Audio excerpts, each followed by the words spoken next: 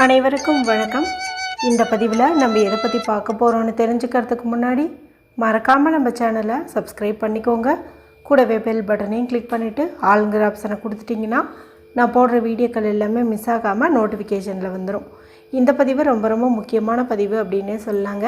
இன்றைக்கி ஒரு அற்புதமான நாள் அப்படின்னு சொல்லலாம். முக்கியமாக கடன் பிரச்சனையில் சிக்கி தவிக்கிறவங்க எல்லாருக்குமே ஒரு அற்புதமான நாள்னு பார்க்கும்போது இந்த செவ்வாய்க்கிழமை நாளை சொல்லலாம். வாரம் வாரம் வரக்கூடிய செவ்வாய்க்கிழமையும் பெஸ்ட்டான நாள் தான், அதில் எந்த சந்தேகமும் வேண்டாம். ஏன்னா செவ்வாய்க்கிழமைங்கிறது முருகப்பெருமான் வழிபாட்டிற்கும் அவங்கள அதிதேவதையாக கொண்ட செவ்வாய் பகவான் வழிபாட்டிற்கும் ஏற்ற ஒரு நாள். இந்த நாளில் நம்ம கடன் பிரச்சனை தீர வேண்டி செய்யக்கூடிய சின்ன சின்ன வழிபாட்டுக்கும் பரிகாரத்துக்கும் நமக்கு நிச்சயமாக கை மேலே பலன் கிடைக்குங்கிறதுல துளி அளவும் சந்தேகம் வேண்டாம். இருந்தாலும் இன்றைக்கி இன்னும் விசேஷம் சேர்க்கும் விதமாக 2 சிறப்புகள் இருக்குது. அதில் முதல் விஷயம் என்ன அப்படின்னு பார்த்திங்கன்னா, இன்றைக்கி மாசி மாதத்திற்குண்டான வளர்பிறை பிரதோஷமானது இருக்குது. செவ்வாய்க்கிழமை நாளில் வரக்கூடிய இந்த பிரதோஷத்தை ருண விமோசன பிரதோஷம் அப்படின்னு சொல்லுவோம். பிரதோஷம்னாவே சிவபெருமான் வழிபாட்டிற்கும் நந்தி பகவான் வழிபாட்டிற்கும் ஏற்ற ஒரு நாள் தான். அது செவ்வாய்க்கிழமை நாளில் வர்றது இன்னும் சிறப்பு. நம்மளுடைய கஷ்டங்கள், கடன்கள், கவலைகள் எல்லாமே தீரும் அப்படின்னு சொல்லலாம். ஆன்மீக ரீதியாக இந்த சிறப்பு இருக்குது. அப்படிங்கும்போது லா ஆஃப் அட்ராக்ஷன் படி இன்றைக்கி நமக்கு 999 அப்படிங்கிற சேர்க்கை அமைஞ்சிருக்குது. இந்த 9ங்கிற எண் முழுமையை குறிக்கும், அதாவது பர்ஃபெக்ஷனை குறிக்கும்.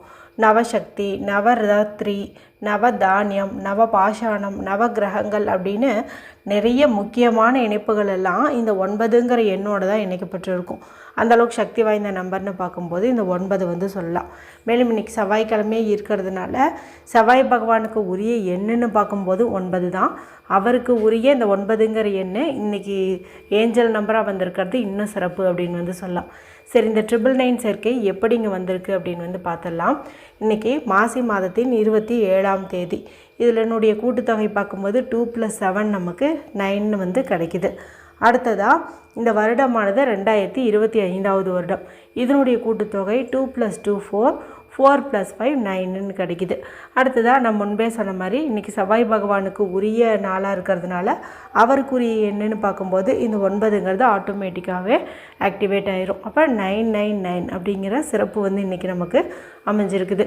ஏற்கனவே நம்ம சேனலில் ஒரு வெற்றிலையும் 1 ரூபாயும் வச்சு ஒரு அற்புதமான பரிகாரம் குறித்து நேற்று இரவு வீடியோவில் சொல்லியிருந்தேங்க.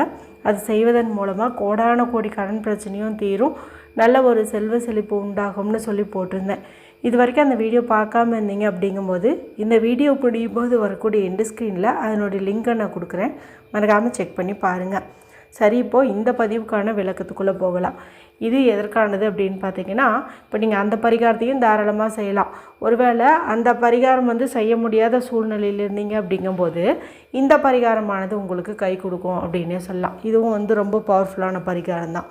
இது யாரெல்லாம் செய்யலான்னு கேட்டிங்கன்னா, கடன் பிரச்சனை நீங்கணும்னு நினைக்கிற ஆண்கள், பெண்கள் யார் வேண்டுமானாலும் செய்யலாம். இப்போ கடன்னு பார்க்கும்போது நீங்கள் நகை அடமானம் வச்சு கடன் வாங்கியிருக்கலாம், வீட்டு கடன் வாங்கியிருக்கலாம், வாகன கடன் வாங்கியிருக்கலாம், எஜுகேஷன் லோன் வாங்கியிருக்கலாம். அதே போல் நீங்கள் தனி ஒரு நபர்கிட்ட இருந்தும் வாங்கியிருக்கலாம், அல்லது ஏதாவது பேங்க்லேயும் வாங்கியிருக்கலாம். எது வந்தாலும் அது கடன் எடுத்துக்கிட்டு இந்த பரிகாரத்தை நீங்கள் செய்யலாம், நல்ல ரிசல்ட் உங்களுக்கு கிடைக்கும். இது யாரெல்லாம் செய்யலாம் அப்படின்னு கேட்டிங்கன்னா, யார் பேரில் கடன் இருக்குதோ அவங்க செய்கிறது சிறப்பு. ஒருவேளை கணவர் பேரில் கடன் இருக்குது, ஆனால் கணவர் இது போல் பரிகாரங்கள்லாம் செய்யறதுக்கு விரும்ப மாட்டார், மேலே அவருக்கு டைம் இல்லை, மனைவி ஆகிய நான் செய்யலாமா அப்படின்னு கேட்டிங்கன்னா தாராளமாக செய்யுங்க. அதுலேயும் எந்த சந்தேகமும் உங்களுக்கு வேண்டாம். இதுக்கு ஏதாவது ரூல்ஸ் இருக்கான்னு கேட்டிங்கன்னா எந்த ரூல்ஸுமே கிடையாது. அதனால் பெண்கள் இதை பீரியட்ஸ் டைம்லேயும் தாராளமாக செய்யலாம், பிறப்பிறப்பு தீட்டு இருந்தாலும் தாராளமாக செய்யலாம், வீட்டில் அசைவம் செஞ்சுருந்தீங்க சாப்பிட்ருந்தீங்க அப்படின்னாலுமே தாராளமாக செய்யலாம். எந்த நேரத்தில் செய்யணும் அப்படின்னு கேட்டிங்கன்னா, இன்னும் மதியம் வரக்கூடிய 1 to 2 அது பார்த்திங்கன்னா செவ்வாய் வரை நேரம், அந்த நேரத்தில், அல்லது இரவு 8 to 9 செவ்வாய் வரை வரும். அந்த 2 டைம்லேயும் நீங்கள் செய்யலாம். அப்படி பார்த்து ஃபாலோ பண்ண முடியாதுன்னு நினைக்கிறவங்க இன்று இரவு 12 மணிக்குள்ளார எப்போ வேணாலும் செஞ்சுருங்க. சரிக்கு தேவையான பொருட்கள் என்ன அப்படின்னு பார்த்துடலாம். எந்த ஒரு கோடும் இல்லாத பியூரான அன்ரோல்டு ஒயிட் ஷீட் ஒன்று எடுத்துக்கோங்க. வேறு எதுவும் வேணால் நல்ல பியூரான ஒயிட் ஷீட்டாக நீங்கள் எடுத்துக்கணும். அடுத்தது எழுதுவதற்கு ப்ளூ கலர் அல்லது ரெட் கலரில் இங்கு வரக்கூடிய பேனா, ஸ்கெட்ச் பென்சில், மார்க்கர் தேவைப்படுது. இது எடுத்துக்கோங்க. அடுத்தது 9ங்கிற எண்ணிக்கையில் மிளகு வந்து எடுத்துக்கோங்க.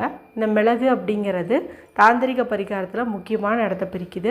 மேலும் நமக்கு இருக்கக்கூடிய கஷ்டங்கள், கடன்கள், கவலைகள் இதையெல்லாம் நீக்குவதற்கு ஒரு மகத்துவமான பொருள்னு பார்க்கும்போது இந்த மிளகு வந்து சொல்லலாம். அதுவும் செவ்வாய்க்கிழமை நாளில் நம்ம மிளகு வச்சு செய்யக்கூடிய பரிகாரத்துக்கு அதீத பலன்கள் வந்து நமக்கு கிடைக்கும். அதனால தான் நேற்றும் கூட அந்த வீடியோவில் மிளகையும் வச்சு சொல்லியிருந்திருப்பேன். இல்லை 9ங்கிற எண்ணிக்கையில் எடுத்துக்குவதன் காரணம் செவ்வாய் பகவானுக்குரிய எண் 9.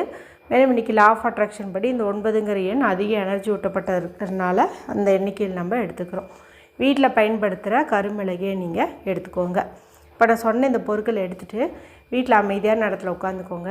யாருக்கிட்டையும் பேசாதீங்க, டிவி பார்க்காதீங்க, மொபைல் பார்க்காதீங்க. மனசை நல்லா ரிலாக்ஸ் பண்ணிக்கோங்க. அடுத்ததாக நீங்கள் எடுத்து வச்சிங்க இல்லையா பேப்பர், அந்த பேப்பரில் ஒரு எனர்ஜி சர்க்கிள் போட்டுக்கோங்க. அதாவது கேப் இல்லாத மாதிரி ஒரு வட்டம் வந்து போட்டுக்கோங்க. அதில் வந்து யார் பேரில் கடன் இருக்குதோ அந்த பேர் எழுதுங்க. தமிழ்லேயோ இங்கிலீஷ்லேயோ எழுதுங்க. இங்கிலீஷில் எழுதுகிற மாதிரி இருந்துச்சு அப்படிங்கும்போது வித் இனிஷியலோடு வந்துட்டு எழுதுங்க. இப்போ கணவர் பேரில் தான் கடன் இருக்குதுங்கும்போது கணவருடைய பெயரை வந்து இந்த இடத்துல எழுதுங்க. அடுத்தது எவ்வளோ அமௌண்ட் வந்து கடன் இருக்குது, இப்போ லோன் வாங்கியிருக்காங்க, எவ்வளோக்கு வாங்கியிருக்காங்க, ஒரு 20 லட்சத்துக்கு வாங்கியிருக்காங்க அப்படிங்கும்போது நீங்கள் அந்த அமௌண்ட்டை வந்துட்டு நீங்கள் இந்த இடத்துல மென்ஷன் பண்ணணும். அதுக்கு கீழே நான் சொல்லக்கூடிய பவர்ஃபுல்லான இந்த நம்பர் வந்துட்டு நீங்கள் எழுதிக்கோங்க. 3191959 3191959. இப்போ நான் சொன்னேன் இல்லையா, இந்த நம்பரை நீங்கள் படிக்கும் போதும் இப்படி தனித்தனியாக தான் வந்துட்டு படிக்கணும். ஒவ்வொரு சிங்கிள் டிஜிட்டாக தான் வந்துட்டு படிக்கணும். இந்த மாதிரி வந்துட்டு நீங்கள் எழுதிக்கோங்க. அடுத்தது 9 மிளகு எடுத்துக்க சொன்னேன் இல்லையா, அந்த 9 மிளகையும் இந்த பேப்பரில் ஒன்று ஒன்றா பொறுமையாக வந்துட்டு நீங்கள் வைங்க. வச்சுட்டு இந்த பேப்பரை வந்து மடிச்சுக்கோங்க. அந்த மிளகு கீழே உழுகாத மாதிரி மடிச்சுட்டு இப்போ அந்த நம்பரை எவ்வளவு முறை சொல்ல முடியுமோ அவ்வளவு முறை வந்துட்டு நீங்கள் சொல்லுங்கள். கூடவே கண்களை மூடி அந்த பணம் வந்து உங்களுக்கு கிடச்சிட்ட மாதிரியும் அதன் மூலமாக கடன் வந்து நீங்கள் அடைச்சி முடிச்சிட்ட மாதிரியும் கற்பனை பண்ணுங்கள். அதாவது 20 லட்சம்னா 20 லட்சம் உங்களுக்கு ஏதாவது ஒரு வகையில் கிடச்சிருச்சு. இப்போ நீங்கள் அதை வச்சு அந்த கடனை எல்லாம் அடைச்சி முடிச்சிட்டிங்க. நிம்மதியாக சந்தோஷமாக வந்து இருக்கீங்க. அதாவது கடன் இல்லாத ஒரு வாழ்க்கையை வந்து நீங்கள் இப்போ வாழ்ந்துட்டுருக்கீங்க. இந்த மாதிரி வந்துட்டு நீங்கள் கற்பனை பண்ணிக்கோங்க. அதன் பிறகு இந்த பேப்பரை நீங்கள் தினமும் இரவு தூங்கும்போது தலகாணிக்கடியில் வச்சுட்டு தூங்கணும். ஒவ்வொரு நைட்டு தூங்குறதுக்கு முன்னாடியும் இதை ஓப்பன் பண்ணி இந்த நம்பரை ஒரு முறை படிச்சுட்டு அந்த கடனெல்லாம் தீர்ந்த மாதிரி கற்பனை பண்ணிக்கணும். இந்த மாதிரி மொத்தம் நீங்கள் 9 நாட்கள் வந்து உங்களுடைய தலகாணிக்கடியில் வச்சுக்கணும். நீங்கள் இப்படி வச்சு தூங்குகிற இந்த 9 நாட்களுக்குள்ளேயே இந்த கடன் அடைப்பதற்கான ஏதாவது ஒரு வழியை இந்த பிரபஞ்சமானது உங்களுக்கு காட்டி கொடுத்துரும். ஏதாச்சும் ஒரு வழி வந்து நிச்சயம் வந்து கிடைக்கும். ஏதாவது ஒரு பணவரவு வந்து உண்டாகும். திடீர் அதிர்ஷ்டம் உண்டாகும். அதன் மூலமாக உங்களுடைய கடன் அடைப்பதற்குண்டான வாய்ப்பும் உங்களுக்கு வந்து அமையும். இன்றிலிருந்து 9 நாள்னு கணக்கு பார்க்கும்போது அடுத்த வாரம் புதன்கிழமை, அதாவது 19ஆம் தேதி வரைக்கும் நீங்கள் தலைக்கடியில் வச்சுட்டு தூங்குற மாதிரி இருக்கும். புதன்கிழமை நாள் வருது, அந்த நாளும் நீங்கள் தலைகாணிக்கடியில் வச்சுட்டே தூங்குங்க. வியாழக்கிழமை நாள், அதாவது 10ஆவது நாள் இந்த மிளகோடு சேர்த்து இந்த பேப்பரையும் நீங்கள் ஒரு கற்பூரம் வச்சோ அல்லது ஒரு தீப்பெட்டி பற்ற வச்சோ அதை வந்துட்டு நீங்கள் எரித்து சாம்பலாக்கி வெளியில் வந்து ஊதி விட்டுருங்க. இல்லைன்னா இது எங்கேயாவது எரித்த சாம்பலை கால்படாத இடத்துலையோ தூக்கி போட்டுடலாம். அல்லது ஏதாவது சிங்க் வாஷ் பேஷனில் தண்ணி திருவி விட்டு அதுலேயே அந்த சாம்பலை வந்துட்டு நீங்கள் கரைச்சி விட்டுடலாம். ஆனால் கட்டாயம் வந்து 9 நாட்கள் உங்களுடைய தலகாணிக்கடியில் வச்சு படுத்து தூங்கணும். அதே சமயத்தில் நம்பரையும் வந்துட்டு நீங்கள் சொல்லணும். கடன் தீர்ந்த மாதிரி கற்பனையும் வந்து பண்ணணும். 9 நாள் முடிஞ்ச பிறகு அதை கட்டாயம் நீங்கள் எரித்து தான் வந்து டிஸ்போஸ் பண்ணணும். இதையும் நீங்கள் ஞாபகத்துக்கு வச்சுக்கோங்க. ரொம்ப ரொம்ப சிம்பிளான இந்த பரிகாரத்தை எல்லாருமே நாளில் செஞ்சு பலனடையுங்க. வீடியோ குறித்து ஏதாவது சந்தேகங்கள் இருந்ததுன்னா கமெண்ட் பண்ணுங்கள். பிடிச்சிருந்தால் மற்றவங்களோட ஷேர் பண்ணுங்கள், லைக் பண்ணுங்கள். மற்றும் ஒரு பயனுள்ள பதிவில் உங்களை சந்திக்கிறேன். நன்றி, வணக்கம்.